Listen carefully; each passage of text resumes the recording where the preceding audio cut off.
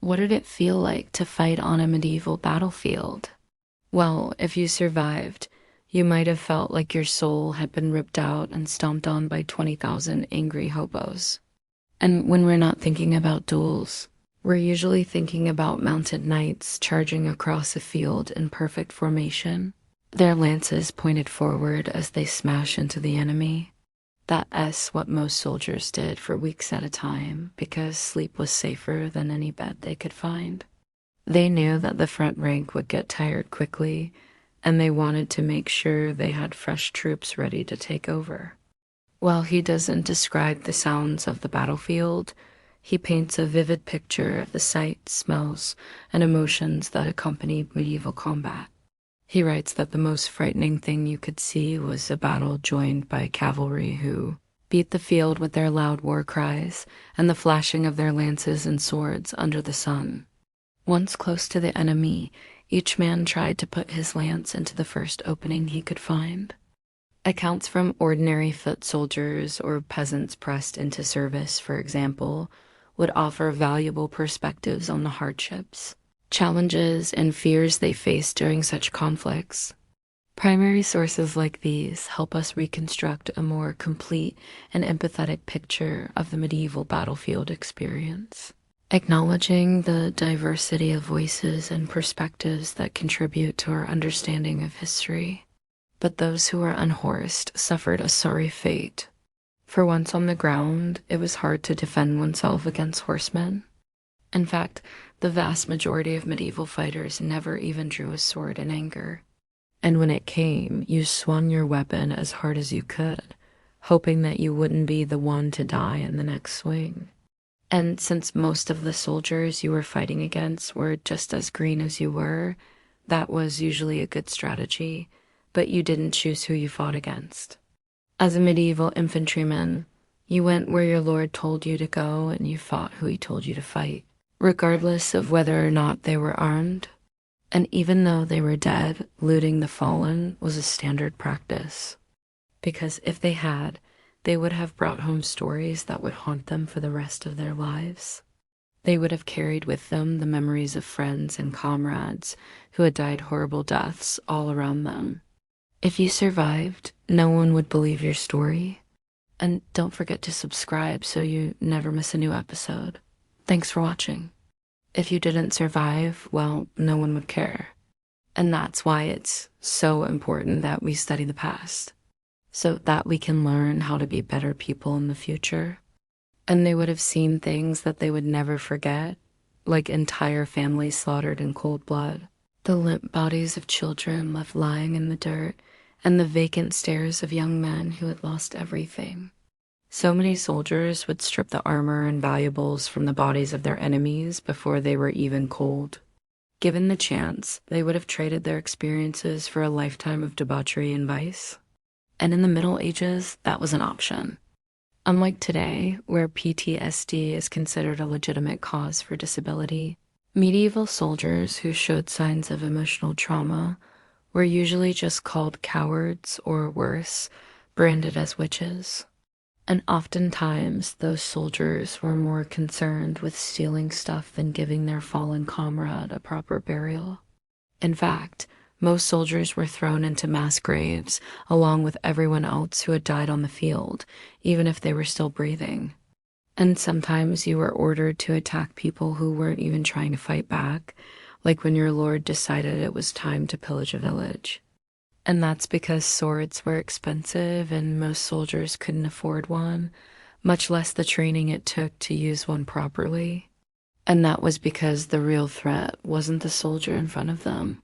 It was the 10,000 soldiers coming behind them. It wasn't just about fighting your way through enemy formations. It was also about not letting your fellow soldiers trample you to death in the process. You see, while knights get all the attention these days, the vast majority of medieval soldiers were lightly armed infantry, which isn't surprising considering that most medieval armies were raised from local levies and conscripts. These regular guys were thrown into the thick of battle with little to no training, making their survival even more impressive.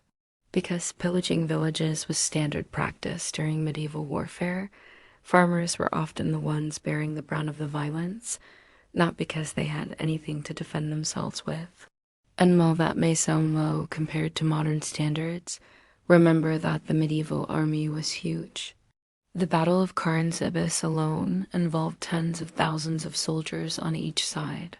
So even 20% of that force meant that tens of thousands of people were dead. But because they didn't want to live under the threat of their homes being burned and their families enslaved or murdered, most soldiers used whatever weapon they could get their hands on, whether it was an axe or a mace or maybe even a pitchfork. And given that many soldiers were farmers, that wasn't exactly unusual. Men hacked at each other with swords or dealt each other death blows with their war hammers. One of the worst parts was that battles often happened right after another, leaving little time to recover from the previous fight. Even if you weren't injured, you were probably exhausted and possibly starving. And if you were injured, well, then you were definitely starving because you couldn't carry enough food for yourself, plus your weapon and your shield and your helmet and your chainmail. Not to mention the weight of all that stuff made it difficult to move around, especially when you were exhausted. When the moment came to bring their axes down, so the second rank could come forward and swing their weapons. And every one of those dudes was fighting for the exact same reasons that you were. Because death on the battlefield meant that your family would get whatever valuables you were carrying. The problem was that it was hard to get close enough to your enemy to actually kill him. So you spent most of your time getting frustrated, which made the whole situation even more unpleasant. And while the Hungarians won the day, the Ottomans weren't completely rooted. His account offers a perspective shaped by his background and experience.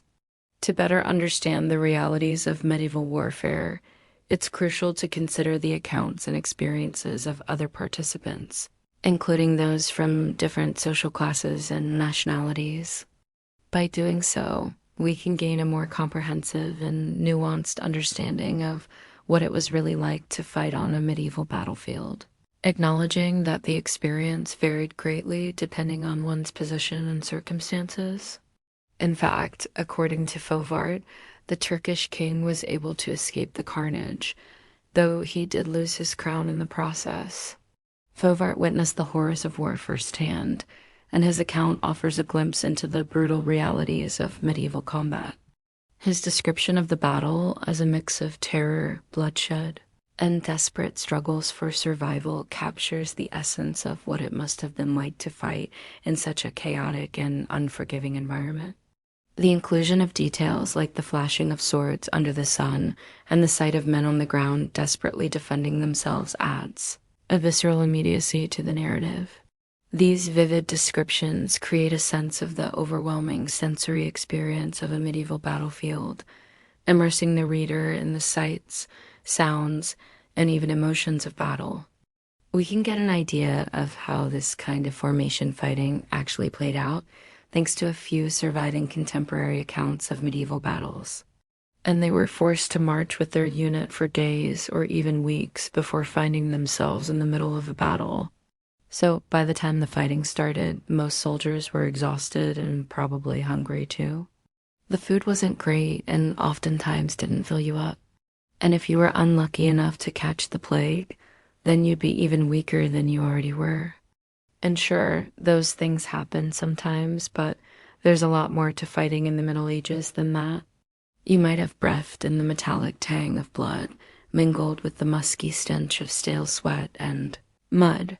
Your ears might still ring with the cacophony of shouted commands, the clash of steel on steel, the shrieks of panicked horses, and the agonized screams of men dying horrible deaths all around you. But those sensations would have been just the beginning of what it was like to fight on a medieval battlefield. You see, when it comes to medieval battles, most people think of armored knights locked in single combat, two guys on a field somewhere going at it until one of them dies or runs away. First off, imagine trying to fall asleep while standing up and being surrounded by dudes who are doing the same thing. So when the commander gave the order to advance, most soldiers moved forward in a dense, tightly packed group rather than charging out across the open field in loose formation. One of the best descriptions we have of what it was really like to fight in the Middle Ages comes from Jean Fauvargue, a soldier who fought in the Battle of Carnsibus in 1477. Now, as you may know, the Battle of Carnsibus was fought between the armies of Hungary and the Ottoman Turks, but as you read his description, it's important to keep in mind that Faussard was a nobleman and a veteran soldier. While Faussard's account provides insights into the tactics and atmosphere of the battle, it's essential to supplement it with information from other sources. For example, while Fauvards describes swordplay, we know from archaeological evidence that most soldiers didn't die from sword wounds. The truth was, medieval combat wasn't a game for gentlemen. It was a brutal test of endurance, psychological resilience, and sheer luck.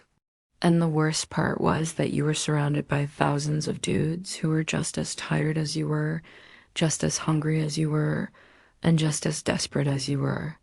But eventually, you got your chance. In fact, pillaging was usually pretty easy work. Villagers almost never fought back, even when they were armed. And that's just what made medieval combat so difficult. When historians try to estimate the number of people killed in major medieval battles, they usually guess that something like 20% of the total force present at the battle were dead by the end of the fighting. And while some of those people were nobles or professional soldiers, most were conscripts who had been taken from their homes at the order of their lord. This is why it's a good thing that most medieval soldiers never made it home. It's no wonder that most medieval soldiers drank heavily, gambled compulsively, and prostituted themselves shamelessly. So fighting on a medieval battlefield wasn't just dangerous, it was isolating and alienating. If you liked this video, please hit the thumbs up button below.